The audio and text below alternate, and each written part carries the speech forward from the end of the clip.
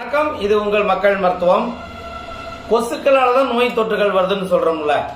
அப்ப உதாரணமா பார்த்தாங்க, இந்த சிக்கன் குனியாவா இருக்கட்டும், டெங்குவா இருக்கட்டும், நிறைய தொற்றுகள் பார்த்தாக்க கொசுல இருந்து ஆரம்பிக்குது அப்படின்னு சொல்றாங்க. சரி, ரைட்டு. அப்ப கொசுவை நம்ம அழிக்கிறதுக்கு என்ன பண்ணலாம் அப்படின்னா, அதுக்கான காயில், லிக்விடு இந்த மாதிரிலாம் சொல்றாங்க. ஆனா என்னன்னா, அதுவே கெமிக்கல் தான். அது கொசுவோ கொள்ளுதோ இல்லையோ நம்மளுடைய ஆரோக்கியத்தை மிக அளவுல பாதிக்கப்படுது. இன்னைக்கு நிறைய பேருக்கு பார்த்தீங்கன்னா இம்யூனிட்டி குழந்தைகளுக்கு குறையறதுக்கு முதல் காரணமா இருக்கிறது கொசு மருந்து தான்.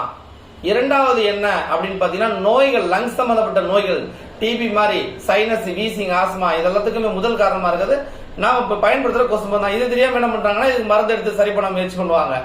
அப்ப அந்த மருந்துகளை மூலிகையா மாத்திட்டோம்னு வச்சுங்களேன், அப்ப அது நம்மளை காப்பாத்திட்டு கொசுவை கொல்லணும், அந்த மாதிரி இருக்கணும் மூலிகை மருந்துன்னு. மக்கள் மருத்துவத்தோட பெரும் முயற்சியில நம்ம என்ன பண்றோம்னா, மூலிகையிலே கொசு மருந்து தயார் பண்ணி கொடுக்குறோம்.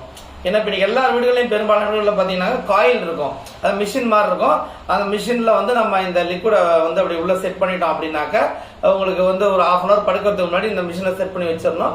அதுக்கப்புறம் ஜன்னல் கதவை நீங்க திறந்தாலும் சரி, இல்லை அடைச்சிட்டே தூங்கினாலும் சரி, ஒன்றும் பிரச்சனை கிடையாது. ஏன்னா இதுவரை எந்த சைடு எஃபெக்ட்ஸும் கிடையாது.